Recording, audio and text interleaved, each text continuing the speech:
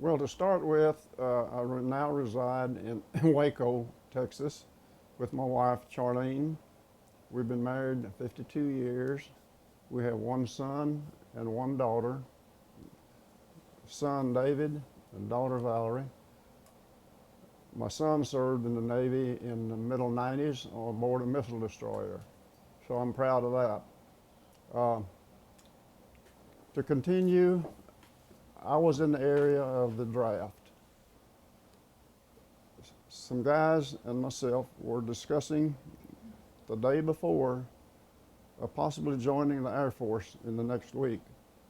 And lo and behold, when I got home that day, there was a greetings to you that I'd been drafted from your friends and neighbors.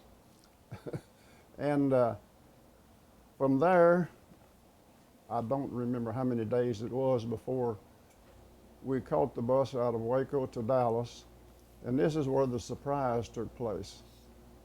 We were all in a room, we took the oath and also all of a sudden, a chief petty officer walked in, said, "The following men will rise and follow me."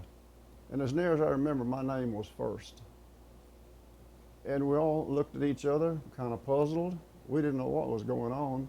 So when we got in the next room, he had us all lined up and said, "Boys, welcome to the U.S. Navy." So we all had surprised looks on our faces.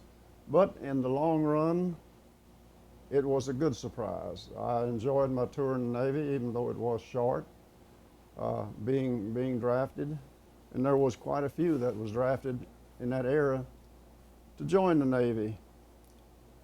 From then, we caught a plane out of Dallas. After a good meal, we caught a plane to San Diego, and that's when the climate changed. The man wasn't as friendly, as nice as they were in Dallas.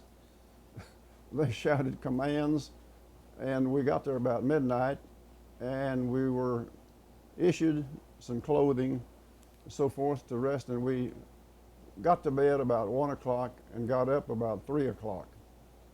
The next day we got our haircuts. And needless to say, we looked like a bunch of shaven so-and-sos. And everyone was disappointed about the haircut deal. But anyway, that's part of life. And then we were issued clothing. We were given, I don't know how many shots. They were standing on both sides and give you a shot in one arm, shot in the next arm. And that's back when they used those big square needles, like they called them. They were a lot bigger than the little needles they use today to give you a shot. And after that, we were issued clothing. And then we were shown to our barracks. And this all took place in Naval Training Center in San Diego, which was nice. I felt sorry for the boys that winter that had to go to Great Lakes. Our son went to Great Lakes, and it wasn't funny. He said below zero temperature, and your face would freeze before you knew it.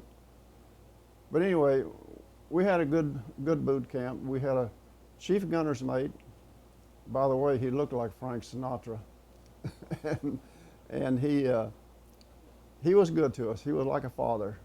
Although when you got out of line, he would let you know that you got out of line. And when we were marching, anybody that didn't march right, there was a company, kind of, I forget the name of it, but it's like a bunch of goof-offs. He said, if you don't straighten up and march right, you will be in that company. And then you will do more than 12 weeks of basic training. But anyway, after we did get to come home for Christmas, that was halfway through boot camp, and that's something that most of them didn't get to do. And then when we returned to finish boot camp, we caught a train to San Francisco. Actually, it was Oakland, and spend the night. The next day, there was a vehicle waiting for us to take us to Vallejo to catch our ship, which was in dry dock, the USS Sumner County LST 1148.